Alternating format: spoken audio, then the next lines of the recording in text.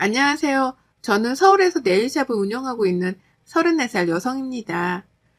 몸이 여러 개여도 모자랄 만큼 바쁜 일상을 보내고 있지만 샵에서나 집에서 자기 전에 항상 사연 채널을 챙겨 듣곤 한답니다. 제가 하는 일이 사람들을 상대하는 일이다 보니 이런저런 대화를 많이 하게 되는데 사연 채널을 들으면서 많은 공감과 위로가 되더라고요. 같이 화도 냈다가 울고 웃는 많은 사연에 제 사연도 보내보면 어떨까 싶어 이렇게 글을 쓰게 되었네요. 제가 여러분에게 들려드리고자 하는 이야기는 저희 시댁 이야기인데요. 불과 2년 전에 일어났던 일이라 아주 생생하기 때문에 여러분에게 많은 공감이 될 것 같아요. 현재 저는 시댁과 모든 인연을 끊었습니다. 당연히 남편과 이혼도 했고요. 그 일로 인해 저는 서로 간의 신뢰와 믿음이 정말 중요하다는 걸 깨닫게 되었거든요. 그리고 평생 내 편이 될 것 같았던 남편은 절대로 내 편이 될 수 없다는 것도 알았어요. 오로지 저만을 위해주고 아껴주는 사람은 저희 부모님밖에 없다는 것도요. 어떻게 된 사연인지 궁금하지 않으세요? 그럼 지금부터 사연을 시작하겠습니다. 저는 본디 여유가 있는 집안의 막내딸로 태어났어요. 대기업까지는 아니지만 이름을 대면 알만한 중견기업체를 운영 중이신 부모님 밑에서 남들이 하는 거 다 하며 원하는 것은 언제든지 할 수 있는 부유한 가정에서 자랐죠. 흔히들 저보고 금수저라고 하더군요. 아버지는 사람을 사귀는 데 있어서 돈으로 그 사람을 평가하면 안 된다는 생각을 가지고 계세요. 제가 넉넉하게 자랄 수 있던 이유는 다른 사람의 희생이었기 때문이라며 늘 감사하는 마음으로 살아야 한다고 하셨어요. 돈에 얽매여 사람을 평가하고 세상을 살아가다 보면 언젠가 다 나에게 되돌아와 이득될 것이 없다며 꾸준히 기부도 하고 계시고 그만큼 투명한 경영을 하고 계십니다. 작년에는 2030 세대들이 다니고 싶어하는 기업 1순위 우수기업으로 선정되어 표창도 받으셨어요. 그만큼 자신이 하는 일에 항상 자부심을 갖고 계셨어요. 그렇다고 남들에게 과시하거나 집안 자랑을 하는 그런 행동은 하지 않으셨어요. 저 또한 주변 사람들에게 제 집안에 대해 이야기를 하거나 하는 걸 좋아하지 않았어요. 고등학교 때 마음이 잘 맞는다고 생각했던 친구에게 이야기를 했더니 온갖 불쌍한 척을 하며 저에게 돈을 뜯어내려고 했던 안 좋은 일을 겪었거든요. 아무튼 그런 아버지 밑에서 자란 저와 제 오빠들은 아버지를 롤모델로 삼기도 했어요. 그만큼 존경하고 끊임없이 저희에게 배움의 가치를 주시는 분이니까요. 오빠들과는 나이 차이가 제법 나다 보니까 집안의 사랑을 한 몸에 받으며 살았는데요. 혹여나 제가 건방져지거나 버릇이 없어질까봐 오히려 어머니가 저를 더 엄하게 키우셨어요. 매번 잘못을 해 어머니에게 혼이 나면 아버지가 달래주기 바쁘셨죠. 오빠들은 아버지와 함께 회사를 운영 중인데 저는 조금 독특했어요. 저만의 사업을 하고 싶었고 제가 가장 관심 있어 하고 좋아하는 일을 하고 싶었죠.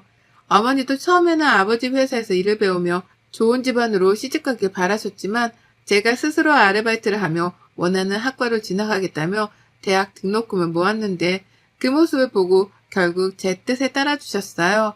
어려서부터 꾸미는 것에 관심이 많았기에 저는 미용학과로 진학하게 되었고 정말 열심히 대학을 다녔습니다. 누군가 알아주길 바라는 마음이 아닌 정말 내가 좋아하는 일이었기에 대학을 졸업하고 미용실에서 막내로 일하며 혹독한 세월을 견뎠죠. 그렇게 시간이 흐르고 미용실에서 일하게 된 지도 5년이라는 세월이 흘렀어요. 저는 실장이라는 직급을 달게 되었고 신입 직원들의 교육을 담당하게 되었죠. 별도로 학원을 다니며 공부를 할 만큼 네일아트 분야에도 관심이 많았어요. 언젠가는 저만의 샵을 차릴 생각을 하며 하루하루 열심히 살았답니다. 그러던 어느 날이었어요. 한 방송국에서 아나운서를 뽑는 오디션 프로그램에 헤어와 메이크업을 담당해달라는 협찬 의뢰가 들어왔어요. 설레는 마음으로 몇몇의 직원들과 입사 동기인 차 실장과 함께 새로운 일을 하게 되었죠. 거기서 전 남편을 만나게 된 거였어요. 전 남편은 아나운서 지망생으로 오디션 프로그램에 출연 중인 사람이었습니다.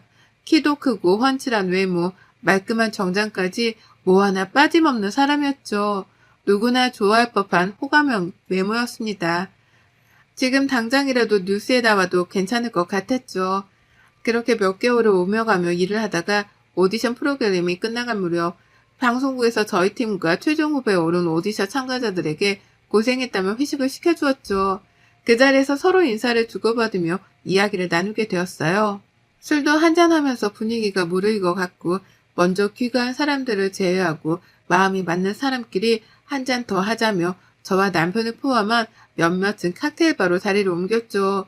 그렇게 도란도란 이야기를 하는데 남편이 먼저 말을 걸더라고요. 한나 씨라고 했죠? 오디션 처음 시작할 때부터 봐왔는데 한나 씨는 이 직업이 되게 잘 어울리시는 것 같아요. 상당히 매력적인 분이라고 생각했어요. 아, 제 이름을 말씀 안 드렸네요. 제 이름은 김우혁이라고 합니다. 그렇게 말씀해 주시니 감사하네요. 저도 이렇게 큰일을 해본 건 처음이라 많이 긴장했었는데 어느새 거의 끝이 다가왔네요. 많이 아쉬우시겠어요. 이제 최종 결과만 남았으니 떨리기도 하고 그동안 고생했던 게 스쳐 지나가네요. 하나 씨도 고생 많으셨어요. 우리 이것도 인연인데 연락처나 교환할까요? 보니까 나이도 비슷한 것 같은데 종종 만나서 밥도 먹고 커피도 한잔해요. 그렇게 남편과 연락처를 주고받으며 친구 사이가 되었어요. 남편과 저는 동갑이었고 오디션 프로그램을 같이 하며 친해지게 되었죠.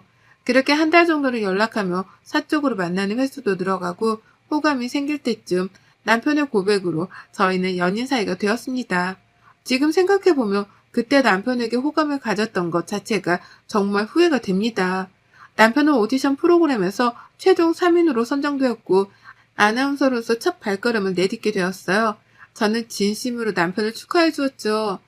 그런 남편은 어느 정도 자리를 잡으면 저에게 프로포즈를 하겠다며 미래를 약속했습니다. 2년 정도의 시간이 흘렀고 30을 앞두고 있던 시기였어요. 남편은 나이도 나이인지라 이제 결혼을 생각해보면 어떻겠냐고 말하더군요. 드라마에서 보는 것처럼 화려한 프로포즈가 아니었지만 오히려 소소한 그 한마디가 저에게는 더 큰 감동이었어요. 서로 사랑했기 때문에 저는 승낙 했고 며칠 뒤 양가 집에 인사를 가기로 했죠. 먼저 ABC 댁으로 인사를 가게 되었어요. 긴장이 되는 탓에 손에는 땀이 났습니다. 평소 사치를 잘 부리지 않는 탓에 나름 고급스러운 원피스를 입고 애비 시어머니가 좋아하실 만한 머플러와 고급 한우 세트를 사서 갔죠. 남편의 집은 평범한 집안이었습니다. 30평 정도 되는 아파트에 아기자기하게 꾸며진 집, 그리고 공무원 출신이신 시아버지는 내년에 정년퇴직을 앞두고 계셨고 대학을 다니는 나이 차이가 조금 나는 남동생이 있었죠. 애비 시어머니는 여느 집과 다름없는 가정주부셨어요. 저를 위아래로 훑어보시더니 조금 떨떠름한 표정으로 말씀을 하시는 겁니다. 미용실 다닌다고? 우리 아들이랑 어떻게 만났어? 결혼할 여자가 생겼다기에 있는 집 자식이겠거니 했는데 고작 미용사라니. 아가씨, 집은 어디야? 부모님은 뭐 하시는 분이고? 네, 저희 부모님은 사업을 하고 계세요. 저는 제 직업에 상당히 만족합니다. 제가 좋아하는 일이고 가치 있는 일이라고 생각하니까요. 어머니도 시간 되시면 저희 샵에 오셔서 머리도 하시고 그러세요. 제가 예쁘게 해드릴게요. 그까지 미용실이 뭐 대단하다고. 그거 아가씨가 차린 게 아니라 직원으로 있는 곳 아니에요? 내가 무슨 면목으로 그런 데 가나. 아유, 우리 아들이 눈이 이렇게 낮아서 원. 처음 본 사람에게 조금 무례한 거 아닌가 생각이 들었지만 어른된 입장에서 그러실 수도 있겠다 생각하며 좋게 좋게 넘겼습니다. 남편은 그저 싱글벙글 웃으며 저에 대한 칭찬을 계속 하더라고요. 예비 시어머니는 그럴수록 표정이 더욱 안 좋아지셨습니다. 보는 제가 다 민망하더라고요. 예비 시아버지는 점잖으신 편이었고 말씀이 별로 없으셨어요. 우리 집안이 어떤 집안인데 우리 아들이 좋다니. 내가 더 이상 말은 안 하겠지만 결혼하겠다는 그 의지가 참 가상하네. 나는 못 믿었겠지만 우리 아들이 좋다고 하니까 봐주는 거예요. 에이, 엄마 자꾸 그런 소리 한다. 우리 하나가 어디가 어때서 그래. 나도 잘난 거 하나 없는데 뭘. 그렇게 말하면 한나가 섭섭해하지. 우리 잘 살게, 엄마. 남편은 뭐가 그리 좋은지 헤헤거리며 넉살 좋게 예비 시어머니의 비위를 맞춰줄 뿐이었어요.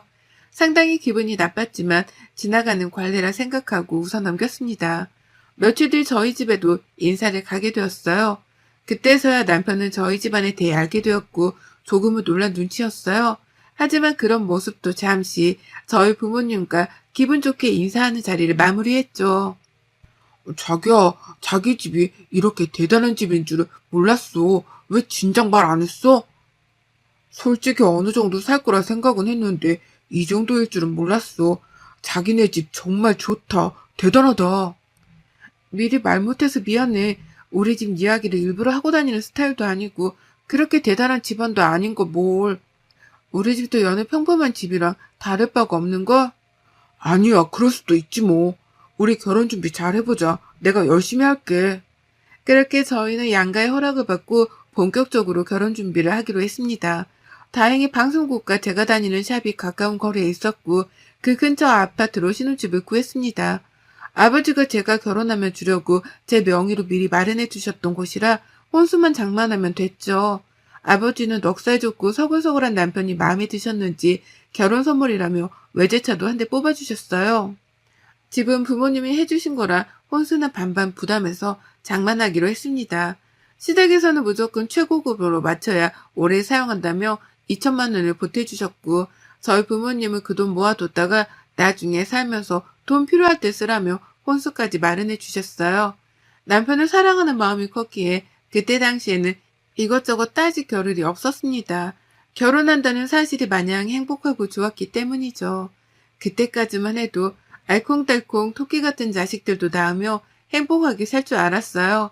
몇 개월 뒤 저희는 많은 사람들의 축하를 받으며 행복한 결혼식을 올렸어요. 남편은 방송국에서 메인 앵커로 자리를 잡으며 점점 승승장구하게 되었어요. 신혼을 충분히 즐기고 아이를 갖자고 협의했고 저희는 그렇게 달콤한 신혼생활을 즐겼습니다. 어느 정도 각오는 했었지만 결혼한 뒤에는 시어머니가 제대로 시집살이를 시키더군요. 밥하는 것부터 빨래하는 것까지 어느 하나 터치를 안 하시는 부분이 없었어요. 그나마 남편이 우리가 알아서 할 테니 그만하라고 단도리를 친 덕에 관심이 조금은 줄었지만요. 작년부터는 한 달에 200만 원씩 용돈을 달라고 하는 겁니다. 시아버지가 올 초에 정년퇴직을 하셔서 연금을 받긴 하지만 아직 대학생인 시동생이 있었고 시아버지 연금으로는 학비도 부족하고 생활이 빠듯하겠거니 생각해서 그러려니 했어요. 저도 어느 정도 연차가 쌓였던지라 세전 600 정도를 벌고 있었기에 큰 부담은 아니었죠. 하지만 시간이 지날수록 요구가 과해지기 시작했습니다. 알아서 용돈도 챙겨드리고 여행도 보내드리고 또 한 번은 동창 모임을 하는데 체면이 안 선다고 하셔서 고급 호텔 식당을 예약해 드리기까지 했어요. 툭 하면 가정가구를 바꾸기도 하시고 끊임없이 돈 요구를 하셨죠. 저희도 슬슬 아이를 가질 계획을 해야 했던 터라 남편에게 말을 했어요. 우리 이제 곧 아이도 가지고 해야 할 텐데 지금 이대로라면 지출이 너무 심해서 무리가 될 것 같아.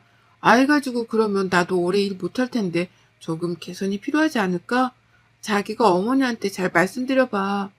그런데 제가 저런 말을 하니 남편의 표정이 심각하게 굳어지는 겁니다. 그러면 자기네 가족 굶어 죽으라는 거냐며 흥분을 해서 이야기를 하는 거예요. 그러면서 저한테 이런 이기적인 생각을 하는 여자인 줄 몰랐다면서 화를 내는데 매우 당황스럽더군요. 저희가 돈을 못 버는 것도 아니고 물론 뒤에서 도와주는 부모님들도 계시지만 결혼이 저희를 위한 일이지 어느 한쪽을 책임지려고 하는 것은 아니잖아요. 저는 저희의 행복이 가장 중요시 되어야 한다고 생각하는데 제가 그렇게 이기적인 생각을 한 건가요? 그렇게 얼토당토 않는 말을 하길래 결국 남편과 싸웠어요. 서로 화가 풀릴 때까지 말을 섞지도 잠을 같이 자지도 않았어요. 남편은 야근을 핑계로 늦게 들어오는 날이 잦아졌고 새벽에 방송을 해야 한다며 숙직실에서 잔다는 말로 아예 들어오지 않는 날도 있었습니다. 의심하지 않았어요. 그럴만 했다 생각하기도 했고 전혀 남편이 바람을 피우고 있다라고는 생각하지 않았거든요. 어느 날 모처럼 쉬는 날이어서 시어머니께 맛있는 것도 사드리고 백화점도 가서 선물도 사드려야겠다고 생각하고 연락을 드렸는데 받지 않으시는 거예요. 저는 무슨 일이 있나 하고 시아버지께 연락을 드렸으나 도통 연락이 되지 않았고 그렇게 혼자만의 시간을 보내고 있었죠. 그런데 점심이 지났을 무렵 시동생에게 전화가 오는 게 아니겠어요. 평소 연락을 잘 주고받지 않았던 터라 갑자기 연락을 해오는 게 의아했습니다. 형수님, 혹시 지금 어디세요? 지금 형이랑 같이 있어요? 엄마랑 혹시 호텔에 계세요? 제가 잘못 본 건가 해서 연락드려요. 네? 저는 지금 집에 있는데 도련님 무슨 말씀이세요? 천천히 해보세요. 아니 형수님 제 말 놀라지 말고 잘 들으세요. 제가 혹시나 하고 연락드린 건데 아무리 생각해도 이건 아닌 것 같아서 말씀드려요. 형 만나는 여자 있는 것 같아요. 제가 함부로 꺼낸 말은 아니지만 저는 처음에 형수님이랑 엄마랑 셋이 있는 줄 알았는데 제가 학회 행사가 있어서 호텔에 왔는데 모르는 여자랑 형이랑 있는 거예요. 아는 척은 안 했는데 말씀드려야 할 것 같아서요. 시동생의 갑작스런 전화에 저는 오만 가지 생각이 다 들더군요. 그동안 남편의 행동이 수상쩍게 느껴지기 시작했어요. 그렇게 시동생과의 통화를 끝내고 남편이 오기만을 기다렸어요. 남편이 잠든 틈을 타 휴대폰을 몰래 보려고 했습니다. 평소에 잠금을 해두지 않아서 보기 수월했어요. 휴대폰 메신저를 통해 본 대화 내용은 아주 가관이더군요. 서로 보고 싶어 안달난 애틋한 연인이 따로 없었어요. 저는 재빨리 그 여자의 연락처를 저장했고 남편이 그 여자와 나눈 대화를 캡처해 제 휴대폰으로 전송시켰습니다. 그리고는 보지 않은 척 캡처한 내용을 삭제했고 내색하지 않기로 했죠. 남편에 대한 배신감과 분노가 하늘을 찔러 당장이라도 패버리고 싶었지만 좀 더 확실한 증거가 있어야 했어요. 저는 그 길로 그 내연녀에게 연락해 만나자고 했습니다. 다음날 근처 카페에서 그 여자를 기다렸어요. 그쪽이 이한나 씨? 반가워요. 김유정이라고 해요. 단도직입적으로 말할게요. 우리 오빠랑 헤어지세요. 어차피 애도 없는데 이혼이 흠도 아니고 오빠가 말하기 전에 이런 기회가 찾아오네요.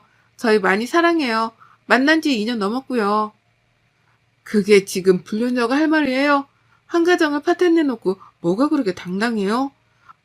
지금 당시엔 내 남편이랑 불륜 저지르고 있는 거야. 알아? 말 다 했어요? 보니까 쥐뿔도 없어 보이는데 우리 오빠 그만 놔줘요.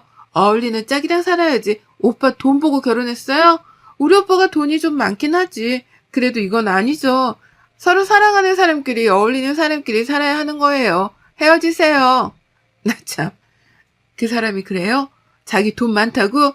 그 남자가 입고 있는 옷, 차, 돈 그거 다 내 건데 말 안 했나 봐요? 꼴에 자존심이 있어가지고 나도 다른 여자랑 몸쏟고 바람 피운 남자랑 더 이상 못 살아요. 가진 게 얼마나 있으려나? 그쪽 소원대로 놔줄 테니 행복하게 잘 살아봐요. 말은 좀 통하네. 돈은 없어도 자존심은 있나 보죠? 그렇게 내연녀를 만나고 나와 저는 그 길로 친정집으로 향했습니다. 더 이상 결혼을 유지할 이유가 없었기에 모든 사실을 말씀드렸죠. 아버지는 매우 분노하시며 가만두지 않겠다며 난리를 치셨지만 제가 알아서 하겠다고 단돌이 쳤어요. 저는 그날 바로 실행에 옮기기로 했어요. 오늘도 늦는다는 남편의 연락에 이삿짐 업체를 시켜 남편의 짐을 모조리 싸서 시댁으로 보냈습니다. 시댁에서 받지 않으면 길거리에 버리던 문 앞에 두고 가던 알아서 하라는 말과 함께요. 아니나 다를까 저녁에 시어머니가 연락을 하더라고요. 얘, 너 이게 다 뭐니? 이게 무슨 짐이야 이게? 어머님 보시는 것과 같아요. 그이 몇 년 전부터 바람 피우고 있었더라고요. 제가 어떻게 그이랑 같이 사나요? 그리고 어머니도 그 여자랑 같이 밥도 먹고 그러셨더라고요. 그렇게 젊고 예쁜 여자 어머니 며느리 삼으세요. 저는 더는 안 할랍니다. 너 이게 어디서 배워먹은 짓이니? 그러게 네가 찰랑 우리 아들이랑 애초에 결혼을 왜 했어? 돈이라도 많던가. 내 그동안 내색은 안 했다만 우리 아들에 비하면 너는 너무 모자랐다. 그건 사실이잖니? 그리고 이혼해도 그냥은 못한다. 부부간에 재산분할 해야 하는 거 알지? 재산이요? 그이가 이 집에서 가져갈 재산이 뭐가 있나요? 차, 집, 그거 다 제 명이고요. 그동안 어머님 드린 용돈, 지원해드린 돈 모두 제 돈이었어요. 그이 돈 쓴 거 하나도 없는데요. 저축한다고 본인 월급 얼마인지 말도 안 하고 제 카드 여기저기 쓰고 다니기에 바빴는데 몸만 나가도 이상할 게 없는데요. 그쵸? 말이면 다 한 줄 아니? 그 집 우리 아들 집이야. 우리 아들 찾고 말이 되는 소리를 하렴. 누가 그래요? 이 집 부모님이 사주신 제 명의집이고요. 제가 아들이 타고 다니는 차, 제 명의로 된 차예요. 지금도 그 내연녀랑 어디서 뭘 하는지 모르겠지만 신나게 제 카드 긁고 다니네요. 저 소송 걸겠습니다. 더 이상 연락하지 마세요. 이혼할 거니까 아줌마라 불러야 되나? 그렇게 시댁에 이혼하겠다 엄포를 놓으니 남편이 바로 집으로 오더라고요. 비밀번호를 바꾼 탓에 당연히 집안에는 못 들어오고 초인종만 누릴 뿐이었죠. 당장 문을 열라며 문을 발로 차기까지 하더라고요. 경찰에 신고했죠. 난동 부린다고. 저는 바로 다음날 변호사를 선임해 이혼 소송을 진행하기로 했어요. 남편이 내연녀와 주고받은 연락, 그리고 내연녀를 만나며 제가 녹음해둔 파일, 그리고 무엇보다 남편이 제 카드를 긁고 다닌 명세서를 모두 제출했어요. 관광지, 호텔, 모텔 등 안 다닌 곳이 없더라고요. 다행히 유책 사유는 남편에게 있어 저에게 유리하게 흘러갈 것 같다는 이야기를 들었습니다. 물론 이혼 소송과 함께 정신적 피해 보상금을 함께 요청했죠. 남편과 제 사이에 아이가 없던 것이 천만 다행이었어요. 예상하던 결과였지만 남편은 소송에서 불리했고 당연히 패소했어요. 저에게 5천만 원의 정신적 피해 보상금을 지급해야 했고 이혼 서류에 도장을 찍을 수밖에 없었죠. 그날 이후로 저는 신혼집을 정리하고 본가로 들어갔어요. 부모님이 결혼 선물로 사주신 제 집이었지만 더 이상 살 가치가 없기에 처분했죠. 그 뒤로도 남편과 시댁은 끊임없이 연락을 해오더라고요. 연락을 받지 않자 남편은 시어머니를 데리고 친정집에 찾아오더라고요. 시어머니는 저희 집을 보시고는 입이 떡하니 벌어지셨어요. 아버지는 저에게 가만히 있으라고 하시더니 직접 상대하시겠다며 나가셨어요. 사부인, 마지막 사람 된 도리로 좋게 말할 때 돌아가세요. 좋게 그 정도로 마무리한 거지. 내가 직접 나섰으면 당신들 뼈도 못 추렸어. 김서방, 자네도 이러는 거 아니시대. 자네 인성 하나 보고 내 아들 갖다 그렇게 잘 대해줬건만 이렇게 사람 뒤통수를 치나? 지금 돌아가지 않으면 내 무슨 수를 써서라도 자네 밑바닥 생활이 뭔지 보여줄 것세. 그렇게 무섭게 정색을 하시며 호통을 치자 남편은 즐겁하며 집으로 돌아갔습니다. 그 뒤로 저는 다니던 미용실을 그만두고 개인 사업을 하기 위해 동부서주했어요. 오랜 꿈이었던 개인샵을 차리고 싶었죠. 그동안 일했던 경력도 있고 마음이 맞아 같이 사업을 시작하기로 한 동료와 차근차근 준비를 해나가기 시작했어요. 3년 정도가 지난 지금 신촌의 샵을 시작으로 현재는 강남, 이태원 등 3개의 체인점을 두게 되었답니다. 기업을 운영하시는 아버지의 도움 덕에 빠르게 성장할 수 있었죠. 요즘 트렌드에 맞춰 저희가 스스로 노력한 결과도 있었습니다. 개인 방송을 통해 저희 샵을 홍보한 효과가 컸고 SNS로 소문이 나기 시작해 인플루언서들에게 협찬을 해준 덕분인지 빠르게 소문이 났어요. 패션 잡지사에서 인터뷰를 하기도 했답니다. 믿었던 사랑하는 사람의 배신으로 이혼의 아픔을 겪었지만 저는 앞으로 더 성장할 것이고 더 잘 되리라 생각하고 있어요. 그 남편은 어떻게 됐냐고요? 저한테 모든 것을 빼앗기고 빈털터리가 된 남편은 더 이상 가치가 없다고 여겼는지 내연녀한테 뻥 차이고 방송국에서 불륜을 저질렀다는 소문이나 퇴사를 했다고 해요. 말이 좋아 퇴사지 잘린 거랑 다름없었죠. 시동생한테 듣기로는 지금은 이리저리 구직 활동을 하고 있다고 하네요. 여러분, 제 사연이 어떠셨나요? 정말 기막히지 않나요?